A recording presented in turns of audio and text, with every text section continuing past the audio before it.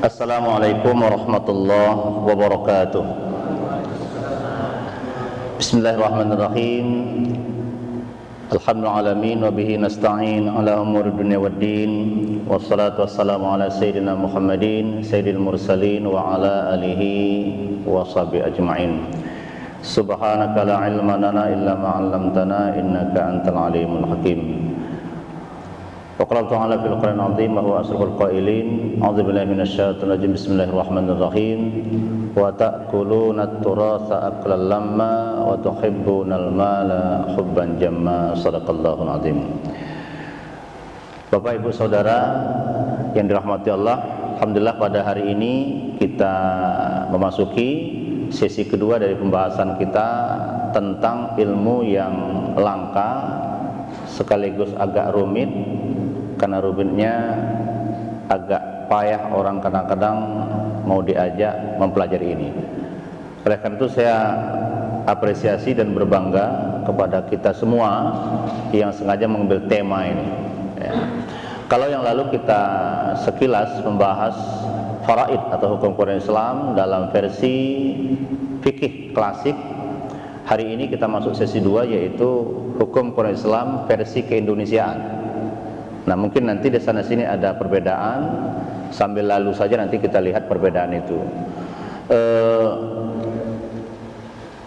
Sesuai di buku yang saya tulis bahwa untuk pembaruan hukum Islam di Indonesia ini ada beberapa poin. Pertama, di sana ada harta bersama atau gonogini.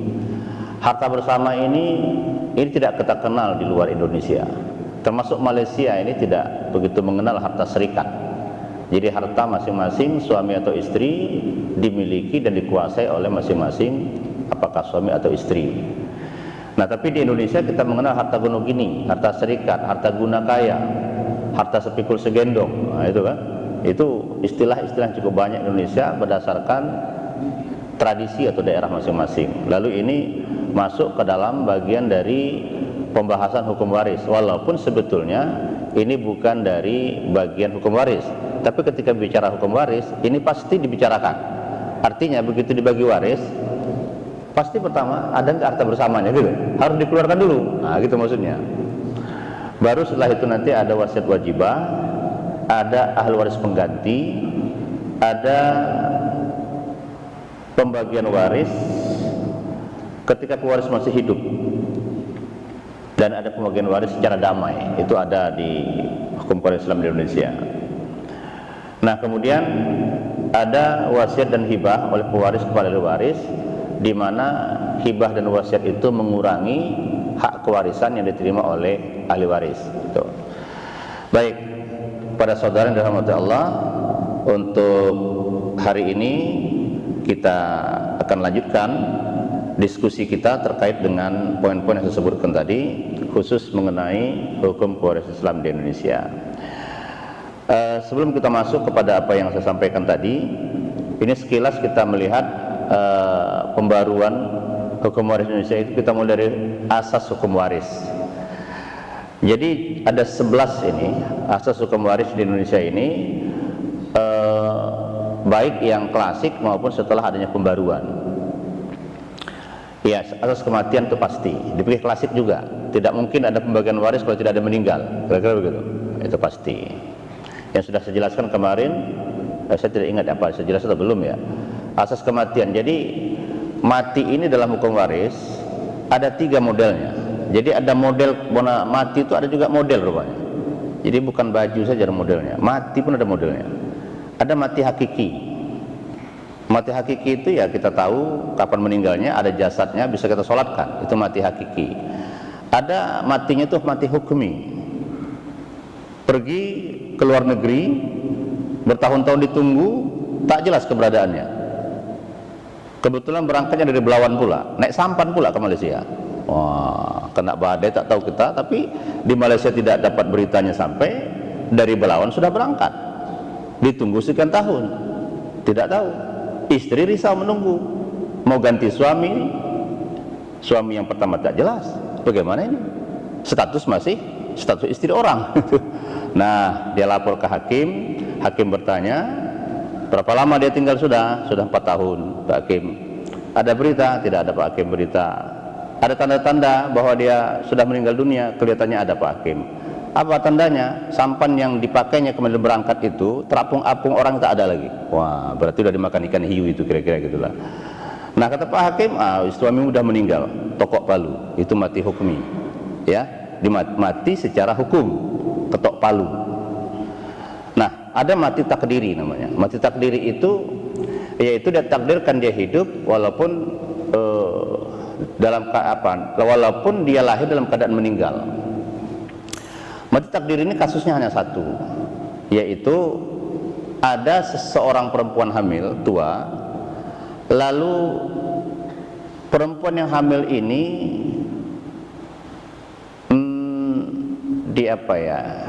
dipukul atau ditendang oleh seseorang yang menyebabkan keguguran, gitu dia. Nah, bayi yang keguguran itu walaupun mati atau meninggal keadaannya ketika keguguran, dinyatakan dia hidup sesaat sebelum matinya itu namanya mati takdiri. Artinya apa? Bayi yang mati karena tindak pidana keguguran itu dinyatakan punya hak waris, itu maksudnya, punya hak waris itu. Karena orang yang lahir dalam keadaan meninggal secara normal itu tidak punya hak waris, tapi mati takdiri ini dia punya hak waris. Jadi ada 3 model mati ya. Nah, ini kasus kematian harus ada yang meninggal. Kemudian keislaman itu pasti la yarsul muslim al kafir la walal kafirul muslimah. Jadi tidak saling mewarisi di luar Islam. Asas bilateral artinya bilateral itu dulu sebelum Islam datang di kalangan Quraisy itu, kafir Quraisy, asas kewarisan itu adalah asas patrilineal. Ya, patrilineal. Yang memiliki hak waris itu hanya laki-laki saja. Perempuan tidak punya hak waris, bahkan diwarisi. Dulu di awal-awal Islam malah ini Rasul sudah menjadi sudah di Madinah ini. Itu kalau ada sahabat yang meninggal suaminya, itu saudara abang atau adik ya dari suami itu berlomba melemparkan jubah kepada si janda. Siapa yang paling cepat melemparkan jubahnya kepada si janda, maka itu miliknya, gitu. Dan dia berhak mewarisi si janda itu tanpa mahar, gitu. Itu sudah Islam itu. Begitulah hebatnya tentang perempuan ini. Bukan saja tidak punya hak waris, bahkan dia diwarisi. Mohon maaf bagi kita Tapanuli Utara, itu juga menggunakan sistem parental yang dulu ya. Perkembangan belakang sudah agak patrilineal. Tapi yang jelas perempuan di Tapanuli Utara dia juga tidak punya hak waris dalam adatnya, bahkan dia bagian dari harta yang diwarisi. Makanya ada istilahnya tuhor boli. Jadi tuhor boli itu bukan sekedar mahar, tapi tuhor boli itu adalah nilai yang cukup besar diserahkan kepada orang tua si perempuan, seolah-olah ini tukar beli. Ini anakmu ku beli, ini uangnya. Ini anakku beli, ini mohon maaf ya, mungkin kalau di Nias itu babi ya, 100 ekor babi, ini 100 ekor babi anakmu sama aku, gitu. Jadi tukar beli memang, tukar beli. Jadi perempuan itu menjadi hak milik. Makanya ketika jadi hak milik, perempuan Tapanuli Utara itu tidak akan bisa dia menikah kembali walaupun suaminya hilang cukup lama, gitu. 10 tahun, 11 tahun suaminya balik lagi, dia nunggu saja itu. Perempuan itu menunggu. Itu adat di Tapanuli Utara seperti itu, mirip adat jahiliyah pada masa lalu. Nah, ini di setelah Islam cukup kuat asasnya ditetapkan oleh Rasulullah berdasarkan kesempurnaan wahyu, maka muncullah sistem baru dalam Islam itu, ya sistem bilateral tadi. Setelah sempurnanya ajaran wahyu yang diturunkan kepada Rasulullah SAW, di mana laki-laki perempuan itu punya hak yang sama. Arti hak sama itu sama-sama berhak mewarisi, walaupun porsi bagian berbeda. Tapi yang jelas bilateralnya di situ, sama-sama punya hak waris. Beda dengan patrilineal atau matrilineal. Matrilineal itu padang ya, padang Pariaman itu ya, yang berhak mewarisi itu hanya perempuan saja. Laki-laki mohon maaf bawa pakaian di badan saja lah, cari sendiri, gitu kira-kira ya. Jadi semua harta itu turun melalui garis perempuan.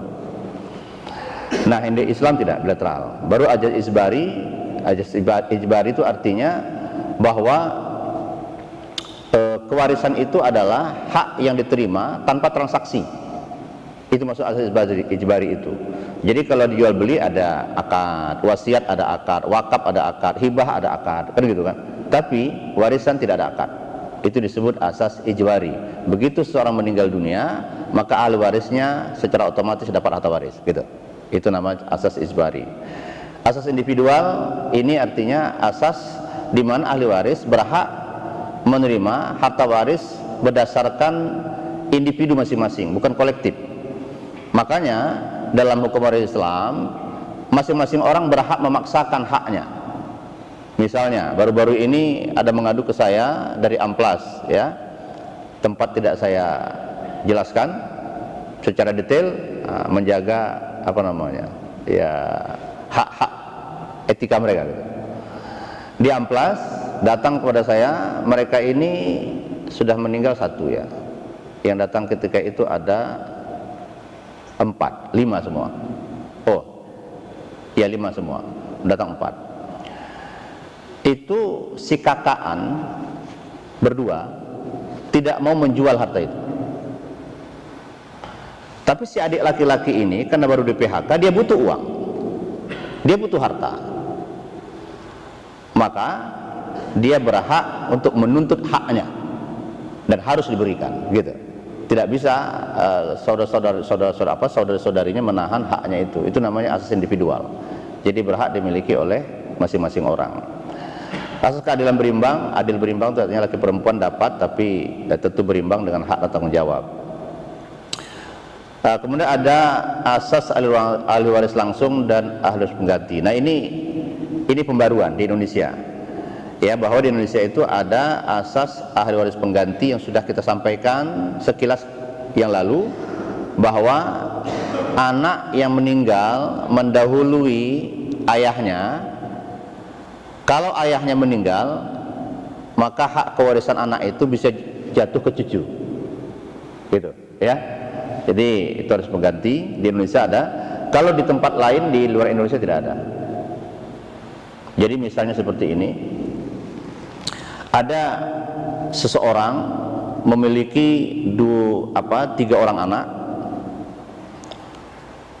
2 perempuan 1 laki-laki. Kebetulan yang perempuan ini meninggal mendahului ayahnya, tapi anak perempuan yang meninggal ini punya anak 3 orang.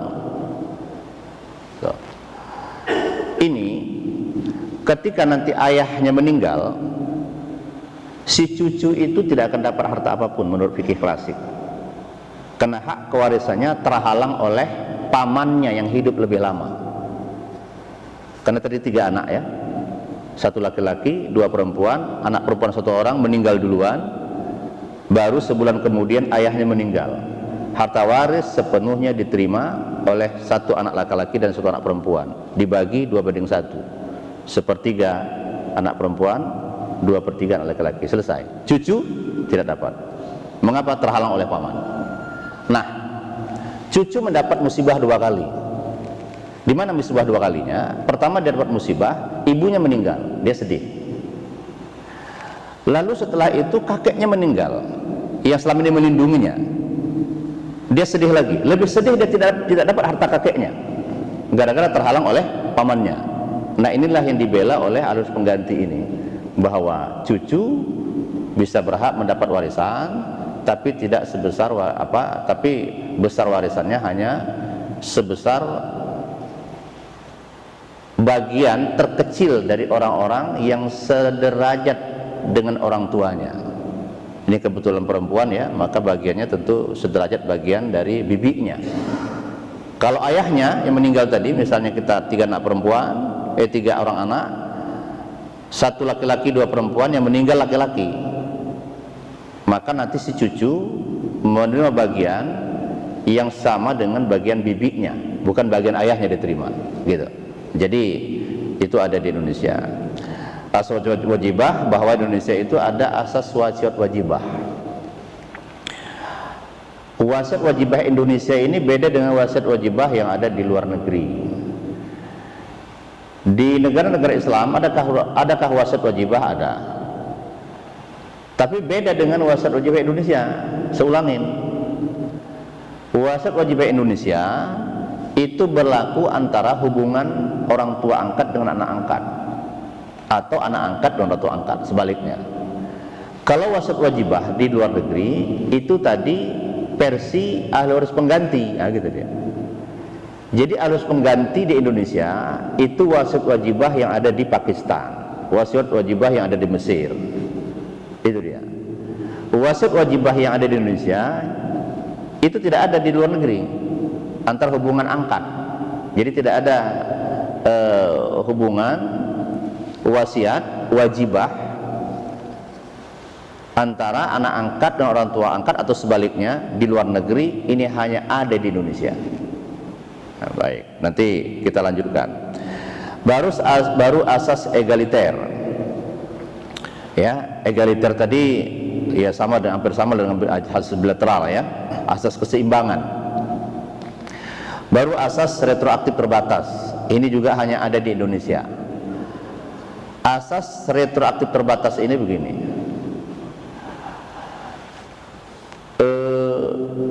Seluruh kasus waris yang terjadi sebelum keluarnya kompilasi hukum Islam pada tahun 91, jadi hukum material yang berlaku di pengadilan agama sekarang itu salah satunya adalah kompilasi hukum Islam. Tahun 91 terbitnya, efektif 292. Tapi semua kasus kewarisan yang terjadi sebelum terbitnya kompilasi hukum Islam, kalau diselesaikan sekarang, maka itu tetap berlaku aturan kompilasi hukum Islam, bukan aturan yang ada ketika pewaris dulu meninggal. Katakanlah misalnya pewarisnya meninggal tahun 1980, meninggal, lalu diselesaikan warisannya karena berlalu cerita seperti kita kemarin, tahap dibagi-bagi waris ini sampai tahun 2000 baru dibagi. Maka apa aturan yang berlaku di sana? Aturan berlaku adalah kompilasi, bukan aturan yang ada ketika pewaris saat itu meninggal dunia. Itu dimaksudkan asas retroaktif terbatas. Tapi ini sebatas warisan yang belum dibagi ketika pewaris waktu itu meninggal. Kalau yang sudah dibagi tak berlaku lagi sekarang. Nah, gitu dia. Sudah dibagi ya sudah.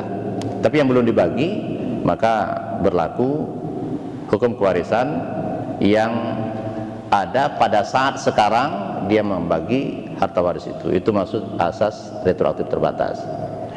Baik, kita lanjut. Ya, ini dia. Oh ya, saya sampaikan sedikit ini. Kalau selesai hukum kewarisan di Indonesia hanya 2 ya. Yang lalu kan ada 3. Ada budak, tuan yang memerdekakan budaknya, walau antaqah. Kalau Indonesia hanya 2 ini, hubungan nasab, hubungan perkawinan, pasal 174. Nah, penghalang kewarisan ini berbeda ini dengan yang ada di fikih. Kalau di fikih itu penghalang kewarisan berbeda agama, membunuh, itu fikih. Nah, kalau di kompilasi ada menganiaya berat pewaris. Nah, kalau terbukti di pengadilan bahwa ahli waris ini pernah menganiaya berat pewarisnya, maka hak warisnya dicabut. Atau yang terakhir ini, memfitnah pewaris dengan ancaman hukuman 5 tahun penjara atau lebih. Difitnahnya ayahnya, bahwa ayahnya ya katakanlah melakukan tidak pidana berat. Akhirnya gara-gara itu ayahnya dihukum dengan ancaman hukuman 6 tahun penjara misalnya. Kemudian terbukti bahwa ayahnya bukan pelaku, dia memfitnah ayahnya itu. Kalau terbukti dia memfitnah, maka hak kewarisannya dicabut. Begitu. Itu Indonesia itu. Jadi beda dengan itu bukan berbeda, itu tambahan yang ada di Indonesia. Baik, ini saya kira kita lanjut saja, hanya catatan tertulis saja ini. Nah, kemudian ada kelompok ahli waris. Kalau di fikih itu, kelompok ahli waris itu kemarin sudah kita bahas. Pertama, ashabul furud atau orang yang berhak menerima bagian tertentu, ada 1/2, 1/3, 1/4, 1/6, 1/8, 2/3. Itu bagian-bagian tertentu dalam fikih. Contohnya siapa dapat 1/8? Istri. Istri ketika ada anak yang ditinggalkan oleh pewaris, maka istri dapat 1/8 harta waris. Kebetulan istrinya 4, ya udahlah. 8 kali 4 32. Nah, yang 1/8 itu dibagi 4. Itu. Nah, ya, ini kepada ibu-ibu, hati-hati dengan suami yang poligami. Harta warisnya dibagi rata, yang 1/8 tuh. Nah, kemudian di Indonesia ada, kemudian yang kedua adalah asobah. Ini pun sama, di fikih juga ada. Baru yang ketiga ini yang berbeda. Kalau di fikih, yang ketiga itu namanya jawil arham. Jawil arham itu adalah orang yang menerima bagian harta bukan dalam posisi mendapat bagian tertentu, bukan pula asobah atau menerima sisa, tapi punya hubungan darah. Siapa contohnya? Contohnya adalah anak laki-laki dan perempuan dari anak perempuan, atau anak laki-laki dan perempuan dari saudari perempuan. Asal dihubungkan perempuan, itu jawil arham namanya dalam fikih. Dan mereka tidak punya hak waris pada dasarnya. Sedih memang, tapi itulah fakta di fikih. Nah, di Indonesia jawil arham itu dibuang, tidak dipakai lagi, diganti dengan ahli waris pengganti. Ya, kenapa? Karena jenis kelamin itu sulit bisa kita terima menjadi penghalang kewarisan. Kenapa kau tak dapat waris? Tapi kau cucu bapak tuh. Iya, aku tak dapat waris karena emakku sudah meninggal. Sementara penghubung antara aku dengan atuk itu, dengan kakek itu melalui emak. Karena melalui emak, jenis kelaminnya perempuan, putus waris kami. Semua harta diambil oleh cucu laki-laki dan perempuan dari anak laki-laki. Gitu. Iya kan Pak? Kan? Dipikir kan begitu. Kalau ada laki-laki, ada perempuan si anak nih, lalu anak tadi meninggal, anak laki-lakinya meninggal, anak perempuannya meninggal. Cuma anak laki-laki ini punya anak laki-laki dan perempuan. Si anak perempuan juga punya anak laki-laki dan perempuan. Barulah belakangan kakeknya meninggal. Ini menurut fikih semua harta jatuh kepada cucu laki-laki dan perempuan dan anak laki-laki. Cucu laki dan perempuan dan anak perempuan dapat tidak? Tidak. Sama sekali tidak dapat. Sedikit tidak dapat. Kenapa? Karena jenis kelamin menghalangi kewarisan. Inilah yang dibela oleh kompilasi. Jenis kelamin bukan penghalang kewarisan. Berdasarkan apa? Berdasarkan amanat dari An-Nisa 11, 12 dan 176. Gitu. Bahwa An-Nisa itu mengakui anak itu bisa laki-laki bisa perempuan. Yusikumullah fi auladikum. Allah berwasiat kepadamu tentang anak-anakmu, tentang waladmu. Lidzakari mithlu hadzil unsayain. Untuk anak laki-laki 2 bagian anak perempuan. Yang jelas Al-Quran mengakui hubungan nasab laki-laki dan perempuan. Itu yang kita sebut bilateral tadi. Nah, di fikih hubungan nasab itu terpengaruh dengan konsep jahiliyah. Nah, ini masalahnya. Mohon maaf, bukan fitnah itu. Di fikih, karena fikih itu kan terpengaruh dengan produk pemikiran. Ketika memikirkan teks, itu terpengaruh mujtahidnya. Terpengaruh dengan konsep jahiliyah, bahwa konsep jahiliyah begitu dihubungkan perempuan, nasab putus. Nah, inilah jadi masalah. Jadi tidak nasab itu, perempuan itu menjadi penghalang kewarisan. Baik, makanya tidak dipakai lagi di kompilasi. Itu alasannya. Tidak ada jawil arham dalam kompilasi, tapi langsung diganti alus pengganti. baik ya. Kita lanjut. Ini sistem Haji Mahjub sama masuk Gunung Gini.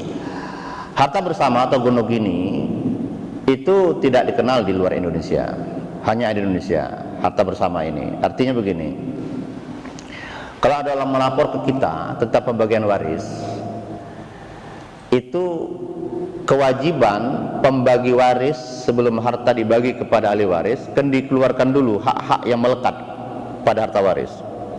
Apa hak yang melekat? Pertama, utang. Ada tidak utang pewaris? Kalau ada, diambil dari harta warisnya, bayar. Yang kedua, wasiat. Ada tidak wasiat pewaris? Kalau ada, diambil dari hartanya, bayar wasiat itu. Yang ketiga, harta bersama ini, ya, harta bersama. Jadi kalau yang meninggal ini punya suami, atau kalau dia suami punya istri, maka dihitung harta bersama sejak akad nikah sampai akad nikah berakhir. Nah, berapa banyak harta yang muncul sebagai hasil kerja?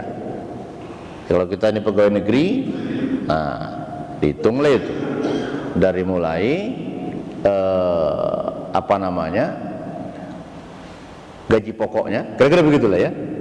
Kalau saya itu ada remunerasinya, ada lagi ada 3 gaji, saya tak apal. Ada gaji pokok, ada remunerasi, satu lagi tunjangan dosen, ada lagi tunjangannya, 3 jenis gajinya. Itu semua tidak bisa hanya satu. Oh, ini hanya gaji pokok, tidak bisa. Asal dia muncul sebagai hasil kerja, harta bersama itu, apapun namanya. Nah, itu dihitunglah secara keseluruhan, separuhnya milik pasangan hidup lebih lama. Kalau suami yang meninggal, ya tentu istrilah separuh harta bersama itu miliknya. Nah, dikeluarkan dari harta bersama atau tidak masuk harta bersama harta-harta yang muncul bukan hasil kerja. Misalnya harta dapat warisan, harta dapat hadiah, harta hibah orang, kan gitu kan. Makanya termasuk harta santunan itu bukan harta bersama. Banyak bertanya ke saya mengenai uang duka, ya kan? Jadi meninggal suaminya ini, kebetulan suaminya orang hebat, uang dukanya 100 juta. Wah, banyak dikasih uang duka. Uang duka itu harta waris atau tidak? Itu tidak harta waris, karena tidak berhubungan dengan kerja. Itu semata-mata adalah hadiah. Ya, ke bapak nanti dapat uang duka di perusahaan, itu hadiah, itu bukan harta waris. Kalau hadiah, uang duka, maka hak dari orang yang paling berduka di situ. Lihat siapa yang paling berduka di situ. Kebetulan istrinya ada beberapa, ada yang ketahuan, ada yang tidak ketahuan. Nah, ya kan? Gitu. Siapa yang paling berduka? Itu harta mereka itu. Nah, harta bersama ini sekali lagi semata-mata adalah hasil kerja selama akad nikah berlangsung. Dihitunglah, gitu dia. Yang repot harta bersama ini maka tidak ada di luar negeri, apalagi di Timur Tengah, adalah kalau harta bersama ini muncul di tengah perkawinan poligami. Ini berat menghitungnya. Dengan istri pertama pernikahan 20 tahun, dengan istri kedua pernikahan 17 tahun, dengan istri ketiga pernikahan 8 tahun, dengan istri keempat pernikahan baru 3 tahun. Menghitung harta bersamanya bagaimana ya? Pada harta bersama itu adalah harta yang muncul sebagai hasil kerja yang dimulai dari akad nikah sampai akad nikah berakhir. Ada yang akad nikahnya berlangsung hanya 3 tahun, ada akad nikah yang berlangsung hanya 8 tahun, sama-sama istri 4-4. Makanya tidak ada cerita harta bersama di luar negeri, apalagi yang berasas yang menerima secara baik poligami, karena sulitnya menghitung harta bersama dalam pernikahan seperti itu. Di Indonesia, mengapa di Indonesia ini mudah menghitung harta bersama? Karena asas pernikahan Indonesia monogami. Ini persoalannya. Walaupun saya tidak jarang pernah ya, ada beberapa kali ya menyelesaikan kasus kewarisan harta bersama ini yang poligami. Ya, ada yang satu pendiri berita yang sangat besar ya, itu istrinya 4. Sudah itu ada lagi yang punya showroom di jalan apa namanya itu, kalau kita Gatot Subroto sebelah kiri itu, di Bung Raya, daerah Bung Raya sana ya. Nah itu ada tuh showroom di situ besar sekali, istrinya 4. Syukurnya anak-anaknya sepakat, itu pula itu. Istri 4 itu masing-masing punya anak itu, dan anaknya semuanya sepakat. Menerima bagian emaknya masing-masing itu. Itulah. Jadi terpaksa membagi warisnya pun pakai notaris. Jadi saya notaris, ini anak-anaknya banyak semua ini. Penuh ini anak-anaknya. Wah, catat notaris. Saya bicara hukumnya, notaris mencatatnya, mereka menyepakatinya, bubuh tanda tangan, selesai. Ya, syukurnya seperti itu. Baik, ini harta bersama. Dari mana diambil ini? Dari surah Al-Baqarah 228. Tidak ada di sini ya. Apa kata surah Al-Baqarah itu? Begini. Wal mutallaqatu yatarabbasna bi anfusihinna salah satu quru. Perempuan yang diceraikan oleh suaminya kalau masih beriddah, maka hendaklah menunggu masa iddah 3 kali suci, baru boleh nikah lagi dengan orang lain. Di penghujung ayat itu Allah sebutkan lahunna mislu alladzi 'alaihinna bil ma'ruf. Istri yang diceraikan itu, istri yang diceraikan oleh suaminya itu punya hak sebesar kewajiban yang kau bebankan kepada mereka menurut adat setempat yang ada pada daerah itu. Al-Baqarah 228. Nah, lahunna mislu alladzi bil ma'ruf itu menjadi dasar dari adanya harta bersama ini. Makanya istri yang diceraikan itu punya hak. Haknya sebesar apa? Sebesar kewajiban yang dibebankan kepada dia. Itu. Kita sebetulnya kalau mau jujur-jujuran Bu ya, itu banyak sekali hak-hak istri yang tidak kita berikan. Saya mau bertanya di sini. Kewajiban memasak itu kewajiban siapa itu? Istri atau suami? Secara fikih itu kewajiban suami. Mencuci pakaian itu kewajiban suami. Menyusukan anak itu kewajiban suami. Cuma kita tidak punya susu. Kita minta sama istri. Seharusnya digaji itu. Nah, walaupun memang ada kaidah fikihnya begini. Kaidah fikihnya itu adalah al-kharaj bid-dhaman. Al-kharaj bid-dhaman itu adalah kita berhak menerima manfaat karena ada jaminan. Makanya hubungan pernikahan itu adalah hubungan manfaat, bukan hubungan hak milik. Kalau sempatlah akad kita itu akad hak milik, ya kita jual bisa istri kita itu. Tapi akadnya adalah akad manfaat. Nikah itu akad manfaat. Kita bisa manfaatkan istri kita untuk menyusukan anak kita. Tapi dengan catatan apa? Al-kharaj bid-dhaman. Kewajiban nafkah harus sepenuhnya ditanggung oleh suami, baru suami bisa memanfaatkan istri. Kalau itu tak terpenuhi, maka kasus pertama suami durhaka, kasus yang kedua suami tidak bisa memberi manfaat sedikit pun dari istrinya ketika kewajiban tidak ditunaikan kepada istri. Al-kharaj bid-dhaman. Jadi hak menerima manfaat itu karena ada jaminan menafkahi istri. Dan dalam kasus ini memang salah satu yang kita manfaatkan apa? Menyusukan anak kita. Kira-kira. Walaupun ya kalau di luar negeri di Arab kita katakan itu suami itu yang mencarikan ibu susu untuk anaknya itu dibayar, sebagaimana dulu Rasulullah Muhammad kan cari Hamad Sa'diyah dibayar itu. Baik.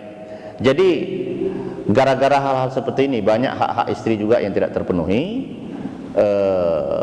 Apalagi mohon maaf kalau kita di Sumatera Utara, Karu dan Tapanuli itu siapa yang lebih gigih bekerja? Suami atau istri? Itu istri yang lebih gigih. Pagi-pagi istrinya sudah junjung ke ladang sana, mikul anak digendong, bontot dibawa. Suami mana? Masih di Lapu. Masih di Lapu itu suaminya. Nanti jam 10 baru datang. Lebih gigih istri. Karu juga seperti itu. Tapi begitu meninggal, semua harta dipandang sebagai harta suami. Kan gitu. Nah ini tentu hal-hal seperti ini tidak bisa dipandang adil dalam hukum. Makanya muncullah cerita harta bersama atau gonogini ini. Baik, kita lewatkan. Harta bersama ini dibagi dulu ya, sebelum cerita pembagian waris. Baru kita masuk sedikit lagi. Wasiyat wajibah, saya ulangi lagi, wasiyat wajibah ini hanya hubungan angkat. Kalau orang tua angkat meninggal, hartanya itu bisa dimiliki oleh anak angkatnya sepertiga. Sebaliknya, anak angkat meninggal, orang tua angkatnya berhak menerima wasiat wajibah maksimal sepertiga dari harta anak angkat. Itu berlaku di Indonesia. Kita lewatkan ahli waris pengganti. Ini saya ulangi lagi tadi, waris pengganti sudah jelaskan mungkin terdahulu bahwa orang yang meninggal mendahului pewaris, maka hak kewarisan yang meninggal itu diterima oleh anak-anaknya. Siapapun itu, mau ke bawah atau ke samping. Misal, saya punya saudara atau seseorang punya saudara, janganlah saya masih ingin hidup 1000 tahun lagi. Nah, ya kan? Ada seseorang meninggal, dia tidak punya anak, tapi punya saudara. Saudaranya kebetulan sudah meninggal duluan, tapi ada anak saudara. Nah, anak saudaranya ini berhak menepati posisi orang tuanya sudah meninggal tadi, menerima harta ditinggalkan oleh pamannya lah, kita katakan. Itu bisa ke samping, bisa ke bawah, bisa saudara, bisa cucu ya, bisa anak saudara, bisa cucu. Nah, waris pengganti pasal 185 ya kalau di kompilasi. Baru hibah. Nah, hibah ini beda dengan fikih. Hibah di kompilasi di Indonesia itu tidak boleh lebih dari sepertiga harta. Di fikih seseorang itu boleh menghibahkan semua hartanya, boleh. Dalilnya apa? Dalilnya adalah perbuatan Abu Bakar As-Siddiq yang menghibahkan semua hartanya ketika hijrah. Ditanya kepada Rasulullah, ditanya Rasulullah Abu Bakar, ya Abu Bakar, ma tarakta li ahlik, apa yang kau tinggalkan untuk keluargamu? Kalau begitu, habis semua. Apa kata Abu Bakar? Taraktu fikum Allah wa Rasulah. Mendung Rasulullah, kutinggalkan kepada mereka Allah dan Rasulnya. Selesai. Itulah makanya Rasul mengatakan, saksikan tebal dan kuatnya iman Abu Bakar ini. Seandainya ada 2 daun timbangan, ditimbang semua iman umat manusia ini, 1 daun timbangan, lalu ditimbang iman Abu Bakar di sebelahnya, lebih berat iman Abu Bakar itu. Itulah hebatnya Abu Bakar itu. Nah, dia menghibahkan semua hartanya. Tapi sekali lagi, di Indonesia maksimal sepertiga berdasarkan kasus yang saya ceritakan kemarin, yaitu insyaallah ya, seorang sahabat yang sakit pada haji wada, Sa'ad bin Waqqas ya, Sa'ad bin Abi Waqqas ketika sakit pada haji wada. Ya Rasulullah, aku punya harta yang banyak, ahli warisku cuma 1, anak perempuan. Apakah boleh aku sedekahkan 2/3 hartaku? Apa tersulit Ismail mali? Kata Rasul, tidak boleh. Separuh tidak boleh. Sepertiga ya, sepertiga oke. Dan sepertiga sudah banyak. Makanya berdasarkan hadis ini, kompilasi mengambil ketegasan tidak boleh menghibahkan harta dari seorang calon pewaris kepada orang lain melebihi sepertiga dari hartanya. Jadi ini berbeda dengan fikih ya. Nah, kemudian hibah orang tua kepada anak itu dapat diperhitungkan sebagai warisan. Nah, kalau di fikih kan tidak, hibah ya hibah, tak bisa dicampur dengan warisan. Kalau di kompilasi, hibah orang tua kepada anak itu bisa dipandang sebagai bagian warisan. Jangan sempat anak yang lain dirugikan dengan adanya hibah dari orang tua kepada salah seorang anak yang tidak adil. Makanya kata Rasulullah, kalau kamu memberi hibah kepada anak, berlaku adil lah. Yaitu kalau kau beri 1, beri semua, gitu. Nah, tapi kalau terjadi seperti itu, maka kalau tidak adil, maka sudah terjaga dengan pasal 211 ini, yaitu diperhitungkan bagian dari warisan. Baik, saya kira itu untuk kajian kita sebagai pengantar. Saya lihat kembali buku ini. Tadi hibah ya. Kemudian pembagian waris secara damai.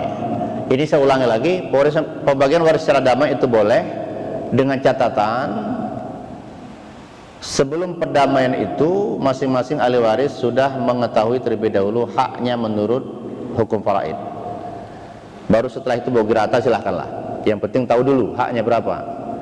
Jangan sempat bagi rata sebelum tahu mereka haknya menurut fikih. Nanti terjadi kezaliman. Itu yang ayat yang saya bacakan tadi. Ya, wa ta'kuluna turasa aklan lamma. Kamu makan harta waris itu dengan cara mencampur adukkan yang punya hakmu dan yang bukan hakmu.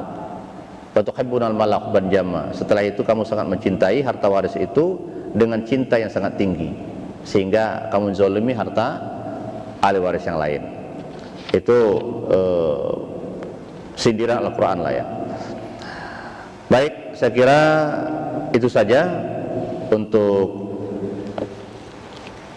perkembangan atau pembaruan hukum waris yang ada di Indonesia. Kalau ada pertanyaan dipersilahkan, insyaallah masih ada waktu kita lebih kurang 20 menit ke depan. Silakan. Terima kasih Ustaz. Ya.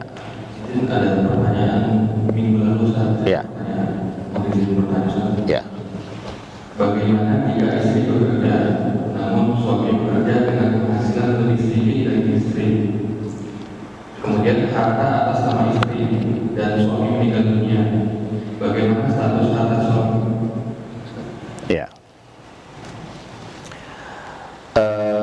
Pertanyaan pertama, sama-sama bekerja, tapi kebetulan istri ini dapat posisi lebih bagus sehingga gajinya lebih besar daripada suaminya.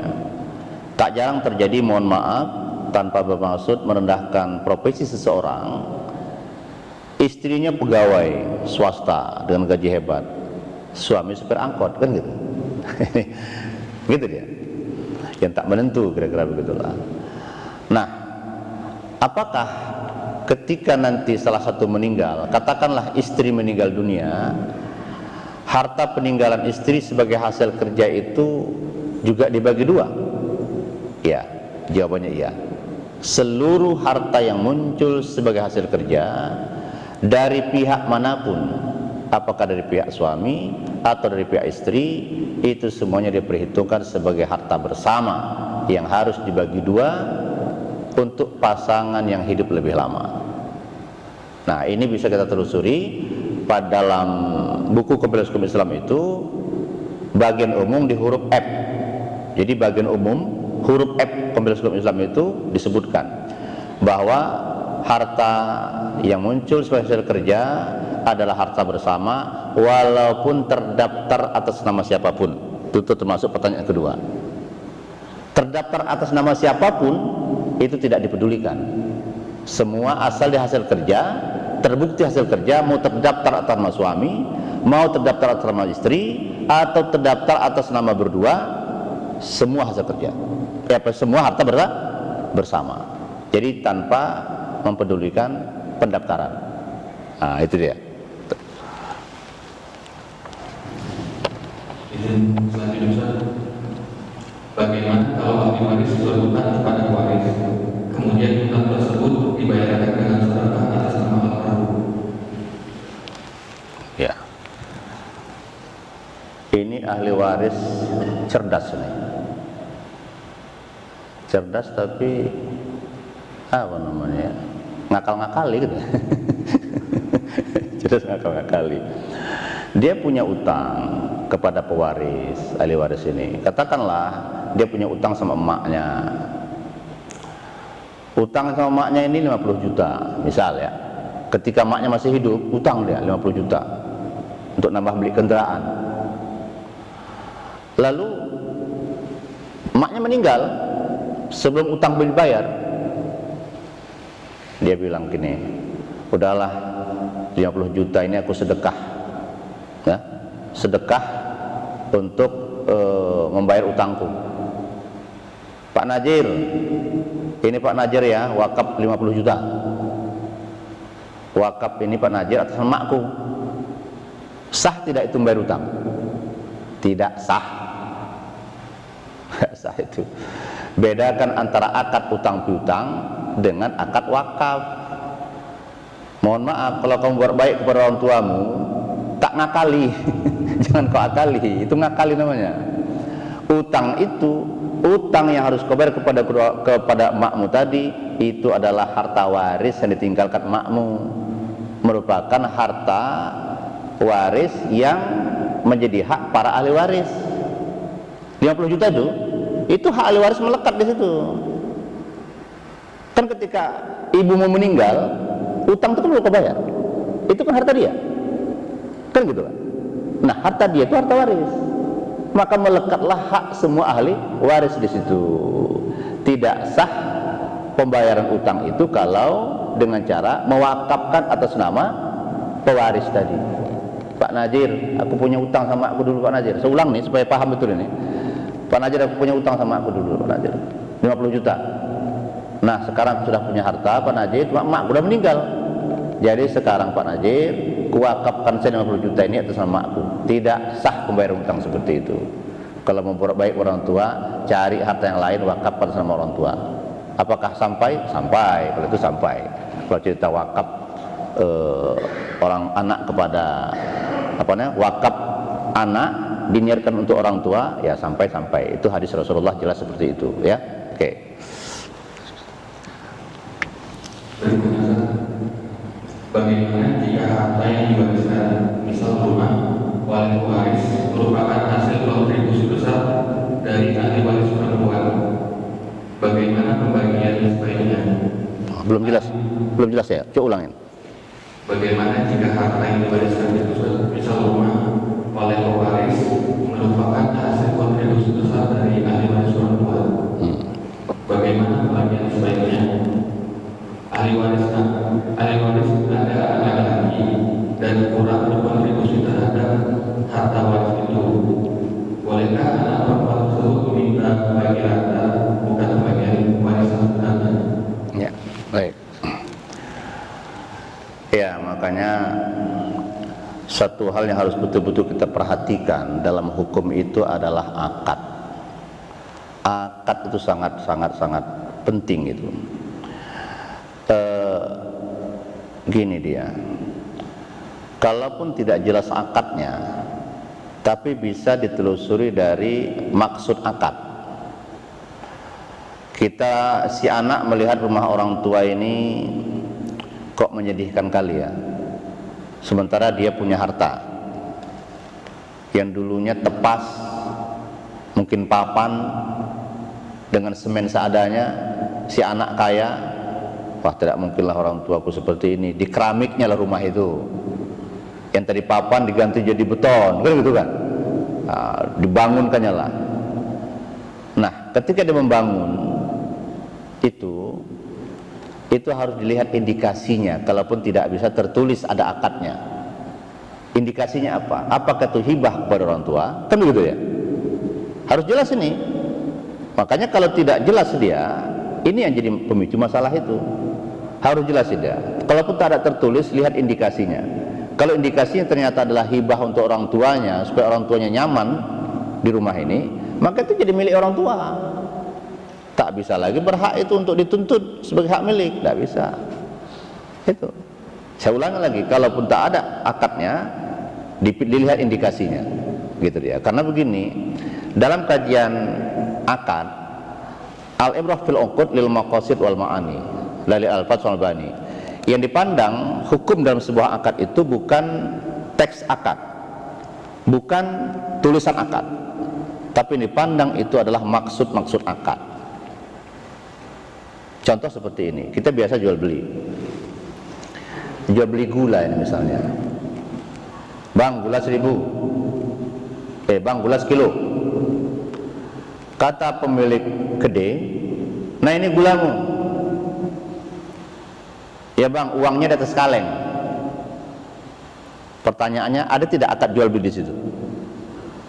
Tidak ada kan? Aku beli, aku jual, tidak ada di situ. Bang, gula sekilo. Nah ini gulamu. Ya bang, uangnya di atas kaleng. Ada akad jual beli? Tak ada. Tapi apakah itu jual beli? Itu jual beli. Dari mana kita tahu jual beli? Karena ada tukar menukar antara nilai dengan barang. Ada dua orang berangkat, ada barang, ada nilai, gitu dia. Itu jual beli. Nah ini pun begitu. Mak, inilah mak ya, rumah mak ini kita bangun aja lah mak ya. Gitu. Kan gitu bahasanya kan? Kita bangun nih mak, supaya nyaman mak di sini. Ini mak, saya lihat semennya udah pecah-pecah nih mak. Ya, ini papan pula lagi, kita beton lah mak ya. Itu hibah itu. Hibah itu per orang tua. Begitu dia. Jadi lihat daripada maksud-maksud akad, bukan. Tapi kalau ada pengingkaran, wallahu alam. Nah itu mana kita tahu. Tapi yang jelas kalau seperti itu modelnya, itu hibah. Hibah itu jelas itu milik orang tua. Dan satu-satunya hibah yang haram ditarik, maaf ya. Dan hibah ini, mohon maaf, hibah ini haram ditarik kecuali hibah orang tua kepada anak. Hanya satu yang boleh menarik hibah, yaitu orang tua kepada anak. Orang tua ngasih hibah berupa mobil baru kepada anaknya, katakanlah mobil biasa saja lah ya, ya mungkin Avanza Veloz 1, kisaran 300 juta lah, atau 350 juta lah. Seminggu setelah dihibahkan, usahanya terbakar, rukonya hangus habis semua, bangkrut dia. Harta adalah dipandangnya. Avanza Veloz kemarin dihibah tuh anak, itu boleh ditariknya lagi. Orang tua kepada anak boleh menarik hibah. Alasannya apa? Alasannya kata Rasulullah, anta wa maluka li abika. Dirimu, hartamu milik orang tuamu. Jangankan hartamu, dirimu milik orang tuamu. Ketika ada seorang mengadu kepada Rasulullah, di mana ayahnya suka ngambil hartanya untuk makan. Ya Rasulullah, ya ayahku itu keterlaluan Rasulullah. Kenapa? Dia sikit-sikit ngambil hartaku, sikit-sikit ngambil hartaku. Kata Rasulullah, anta wa maluka li abika. Jangankan hartamu, dirimu milik ayahmu. Oh, tak jadi itu. Makanya orang tua boleh menarik hibah, tapi yang lain haram tuh. Ya. Oke, jadi itu dia ya. Jadi seorang pewaris mewasiatkan sepertiga hartanya kepada anak istrinya. Kepada Anak istrinya. Oh iya ya. Kemudian apakah anak dan istrinya tetap berhak mendapat warisan sesuai dengan hukum waris? Ya. Ya, terima kasih. Pada pertemuan yang lalu sudah saya jelaskan bahwa setelah ayat-ayat dan ketentuan tentang warisan ini diberlakukan dalam dunia Islam, atau dalam hukum Islam, maka wasiat kepada ahli waris itu batal. Rasul mengatakan, innallaha qad a'ta likulli dzi haqqin haqqahu. Allah telah memberikan kepada setiap orang yang berhak mendapat warisan haknya masing-masing. Fala wasiyata lil waris. Oleh karena itu tidak sah berwasiat kepada ahli waris. Tadi ada suami berwasiat kepada anak dan istrinya sepertiga hartanya. Wasiat itu batal demi hukum. Yang berlaku adalah anak dan istri itu dapat hak waris dari harta yang ditinggalkan. Wasiat batal demi hukum, batal. Tidak berlaku itu. Jadi wasiat itu hanya bisa berlaku kepada orang-orang di luar ahli waris. Pengecualian. Nah, saya tutup juga pengecualian.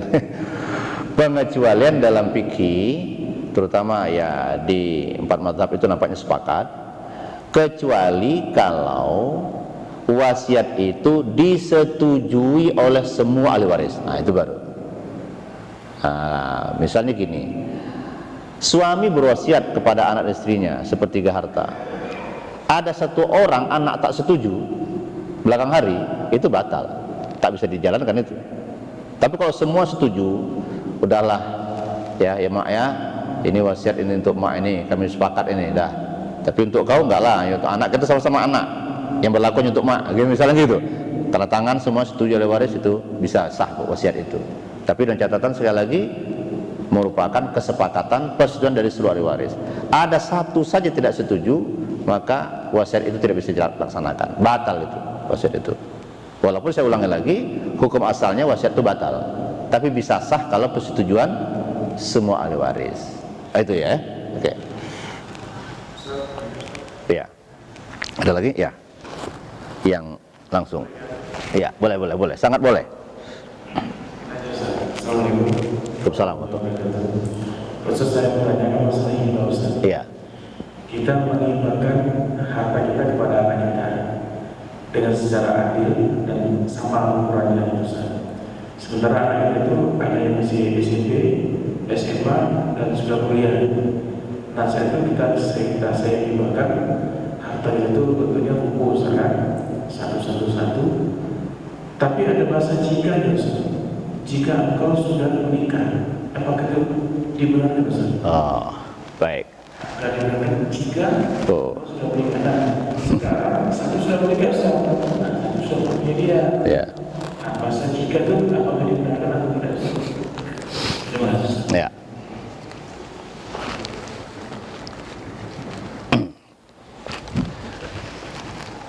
Baik. Kalau menggunakan kata jika, itu bukan hibah, itu rencana hibah. Gitu deh. Rencana. Karena hibah itu, pengertian hibah ya, satu paparan pengertian hibah. Hibah itu adalah pemberian seseorang yang hidup kepada orang hidup lainnya, kan gitu, semasa apa ya? Ya, pemberian dari seseorang dari yang hidup kepada orang hidup lainnya yang langsung diserahkan ketika akad terjadi. Dan salah satu syarat sahnya hibah bil qabdi, harta hibah dipegang penerima hibah. Yang bisa penundaan begitu hanya hal-hal teknis. Contoh, nah, ayah menghibahkan kepadamu mobil darilah, mobil Avanza Pelos nak, cuma masih inden nak, habis di pasaran. Dalam jangka waktu kata dealernya 10 hari lah. Nah gitu ya, 10 hari lagi datanglah itu nak. Ayah mau berangkat ini, ayahnya mau berangkat, kan gitu, katakan ayahnya mau berangkat ke luar negeri misalnya kan, ayah berangkat ke luar negeri, ayah hibahkan kepadamu sebuah mobil Pelos dengan seri begini-begini, cuma mobilnya belum sampai, masih inden, kata dealer 10 hari lagi. Hanya hal-hal teknis itulah yang bisa diterima hibah dipandang sah. Tapi kalau nanti itu tidak hal teknis lagi tuh. Iya, kalau dia masih hidup, kan gitu. Nah, hal teknis ini diduga kuat masih hidup lah ini, karena syarat sah hibah itu, saya ulangi, pemberian orang hidup kepada orang hidup lainnya berlaku pada saat mereka hidup dan langsung diterima oleh penerima hibahnya, gitu, dipegang langsung. Jadi kalau dia jika itu rencana, ya. Tapi saya kira apa yang ditanyakan tadi direncanakan itu bagus.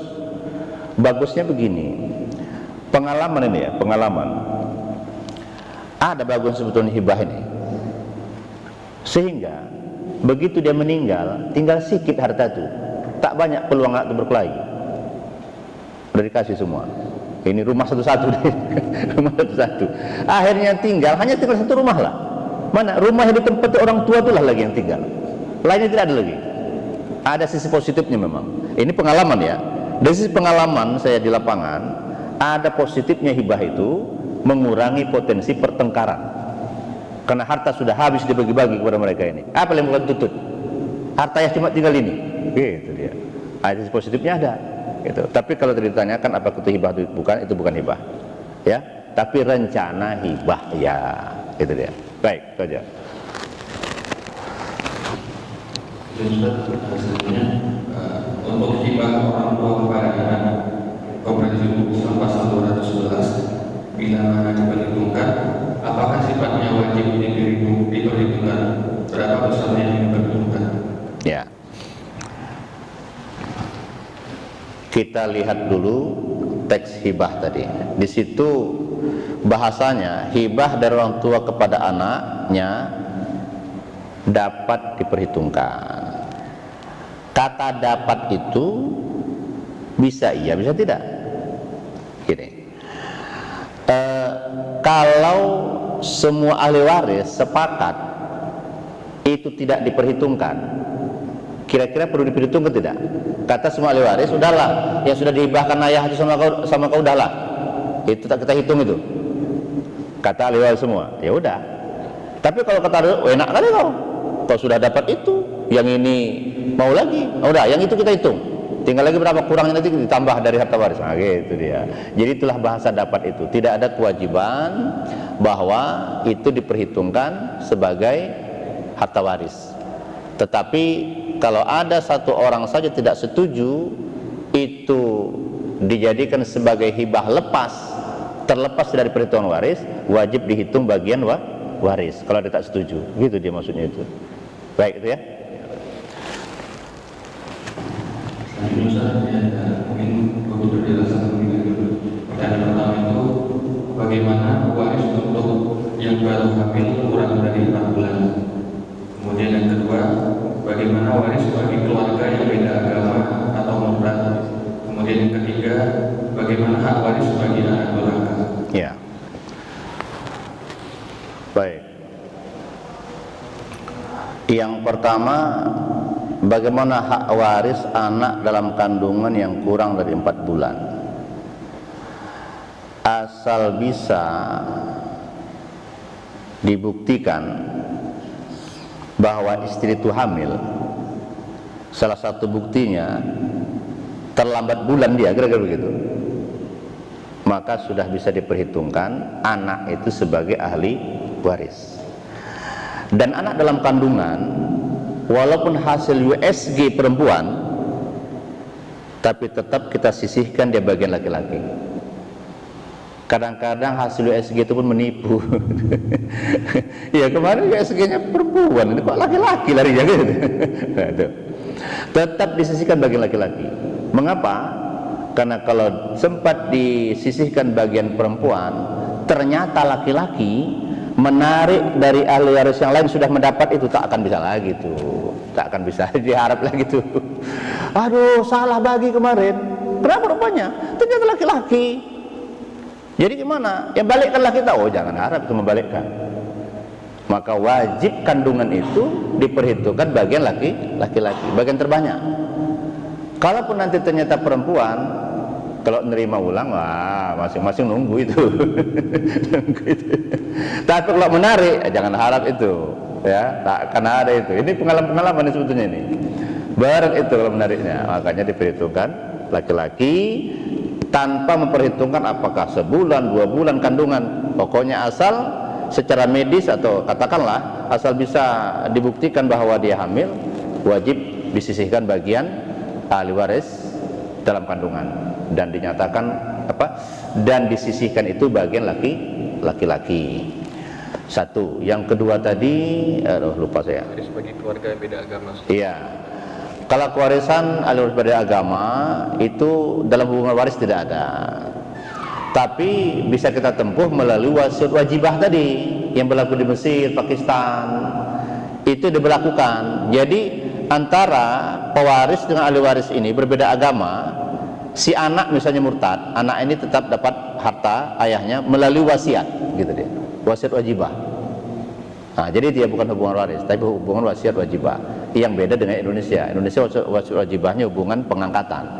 Di luar negeri, Pakistan, Mesir, itu wasiat wajibah itu hubungannya adalah memberikan wasiat kepada para ahli waris yang karena sesuatu terhalang menerima warisan. Contohnya karena membunuh ayahnya, ayahnya dibunuhnya, kan putus itu dapat warisan. Tapi bagaimanapun dia anaknya, maka berpeluang mendapat wasiat. Ini murtad, tapi bagaimanapun itu anaknya, berpeluang menerima wasiat. Dalam hubungan waris kan sudah putus itu. Nah, baru terakhir tadi, bagaimana kemungkinan ahli waris anak durhaka. Durhaka kepada orang tua dosa besar, ya. Tidak ada dosa besar di bawah syirik kecuali durhaka. Ya kan?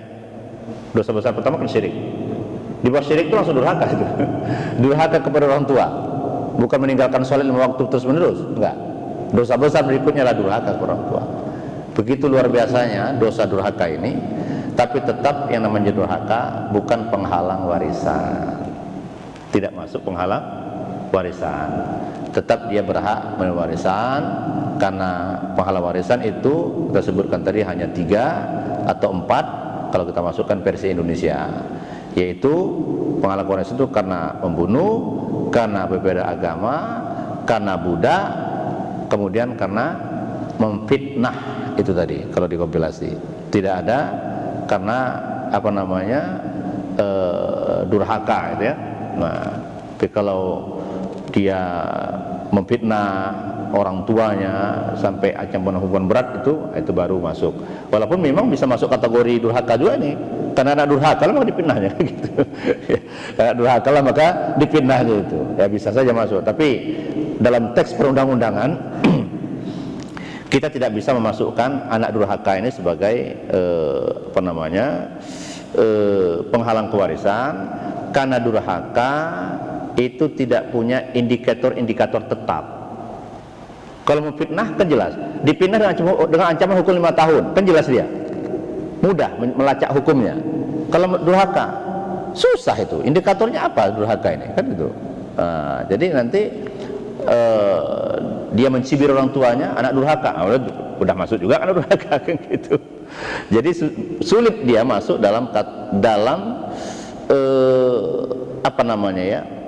parabel hukumnya, karena itu belum bisa semata-mata kata durhaka itu menjadi penghalang kewarisan. Betul, itu saja. Insyaallah, terima kasih atas tausiah dan jawabannya.